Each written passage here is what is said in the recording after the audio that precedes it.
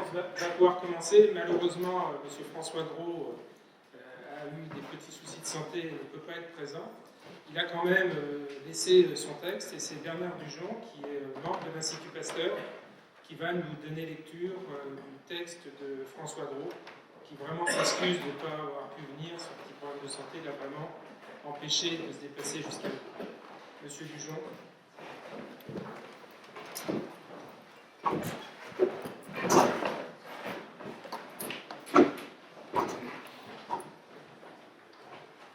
Bonjour à tous, c'est un plaisir pour moi de vous retrouver ici à Arbois encore une fois, dans cet endroit à la fois historique et très agréable.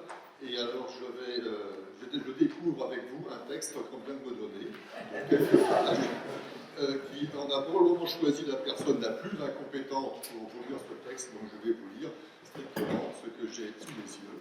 C'est un texte écrit par François Gros qui s'intitule « L'universalisme scientifique contemporain ». Donc le texte commence ainsi. En ce lieu où tout est imprégné de l'image, des œuvres et de la pensée du fondateur de la microbiologie, on peut se demander en quelle mesure un thème aussi général que l'universalisme scientifique, de surcroît suivi du qualificatif de contemporain, a vraiment sa place. C'est que le vocable universalisme appliqué à la science comporte plusieurs acceptions.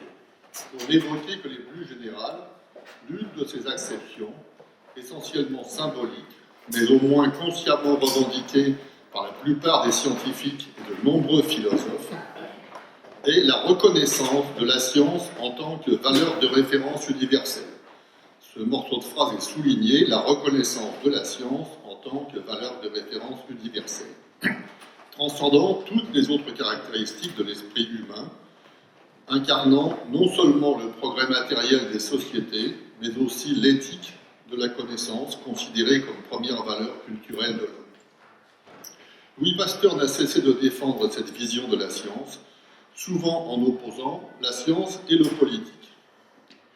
Une autre acception, d'ailleurs compatible avec la précédente, met davantage l'accent sur le concept de vérité scientifique. Encore une partie qui est soulignée, concept de vérité scientifique. C'est le concept de la science, patrimoine commun de l'humanité. C'est également, et le plus souvent, sous cet angle que le considère l'œuvre de Pasteur. Maxime Schwartz sera amené à parler du retentissement de cette œuvre parmi ceux que l'on nomme souvent les pasteuriens, notamment ceux d'hier, tandis que Pascal Cossard s'interrogera sans doute sur la pérennité de l'image pasteurienne et de sa traduction dans la dynamique de l'Institut Pasteur d'aujourd'hui. Il y a un peu plus de 200 ans, pardon, il y a un peu plus de 2 ans, ça nous rajeunit,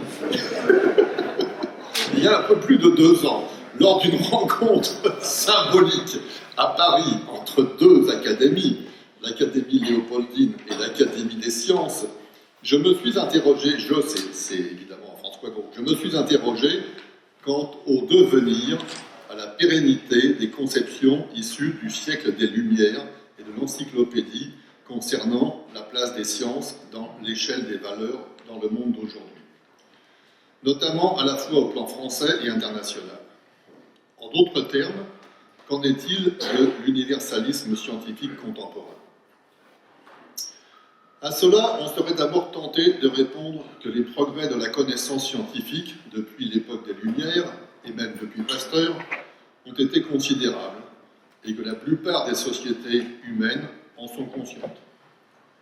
Ces progrès ont changé, et souvent amélioré, nos modes de vie, tout en enrichissant notre représentation de l'univers physique et biologique.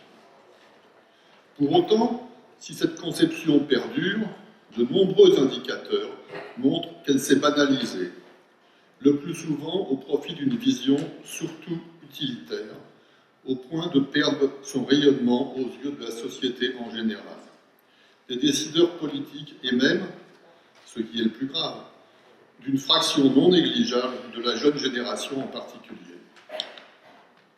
Les préoccupations liées à l'emploi, à la survivance économique de la nation, à sa compétitivité, mais aussi dans une certaine mesure, aux facteurs écologiques, climatiques et aujourd'hui sécuritaires, relègue le culte de la science, surtout fondamentale, derrière nombre de préoccupations s'inscrivant dans l'urgence.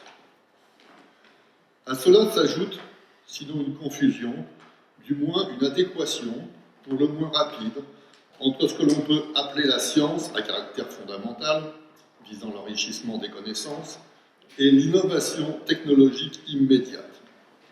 Il y a d'ailleurs en cela une part de réalisme. En outre, le langage scientifique ne facilite pas toujours la communication avec le public en général.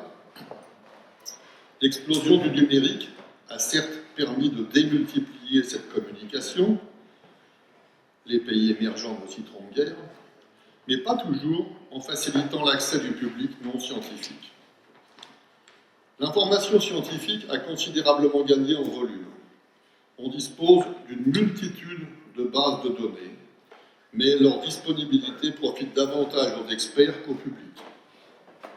En outre, le volume même de l'information, lequel conditionne souvent les critères d'évaluation scientifique, pose problème. L'enseignement des sciences, s'il a bénéficié d'initiatives remarquables au niveau du primaire notamment, cherche encore ses marques. Enfin et surtout, le regard porté sur les sciences n'est pas toujours bienveillant. Les citoyens, même ceux qui ont une forte attente vis-à-vis de la science ou de la médecine, appréhendent également le progrès technologique. Ainsi, certaines avancées techniques, notamment dans le domaine de la biotechnologie, mais aussi par exemple la nanophysique, nourrissent les craintes que l'on sait et débouchent souvent sur ce que l'on appelle le principe de précaution, lequel est souvent utilisé comme prétexte pour freiner la recherche sans toujours s'avérer justifié. Il résulte de tout cela un fléchissement des motivations chez les jeunes pour les activités de recherche. Et depuis près d'une dizaine d'années, voire davantage, le monde politique semble indifférent, du moins dans son discours, au devenir de la recherche, notamment au rôle de la science comme facteur de l'amélioration socio-culturelle et professionnelle. Pourtant, une fois encore, les dernières décennies ont connu des avancées scientifiques majeures. En physique des solides, en astrophysique, informatique, chimie, biologie. Enfin, depuis plus de 20 ans, on assiste à de grands efforts et à de nombreuses réalisations favorisant le rapprochement des institutions scientifiques européennes et au niveau mondial. Je pense ici, c'est toujours François Gros, je pense ici à l'ICSU, à l'IAP, à l'IAMP, avec une ouverture grandissante vers les pays en développement et émergents. Les académies des sciences interviennent de plus en plus fréquemment en réseau. Rarement le réseau des instituts Pasteur dans le monde n'a été aussi étendu. Actuellement, 32 instituts Pasteur existent à travers le monde, et aussi actifs. Pour pallier les contradictions et les craintes qui retentissent sur l'image de la science aujourd'hui, l'Académie des sciences lance une grande action d'information et d'éducation du public sous le titre « Pour un universalisme scientifique ». Il s'agit de lutter contre un isolement trop important du monde de la recherche. Un nouveau rapport entre la science et la société doit donc être inventé. L'Académie entend mobiliser des acteurs intervenant dans la vie civile, à commencer par l'éducation nationale et les collectivités territoriales. Les instituts Pasteur, l'UNESCO, seront directement impliqués, ainsi que l'EPCC Terre de Louis Pasteur, l'Institut de physique du globe ou encore l'Observatoire de Paris. L'histoire et la philosophie des sciences ont certes un rôle important à jouer ici dans le renforcement de la pensée universaliste. Les exemples de la vie et des réalisations de Pasteur et de ses disciples sont là pour nous rappeler combien il est important que les scientifiques n'évoluent pas seulement dans le monde fermé des laboratoires, mais se comporte également en tant que citoyen engagé entre guillemets, citoyen engagé de la grande aventure humaine, dans ses aspects positifs, certes, mais aussi dans les phases difficiles de son évolution. Je vous remercie.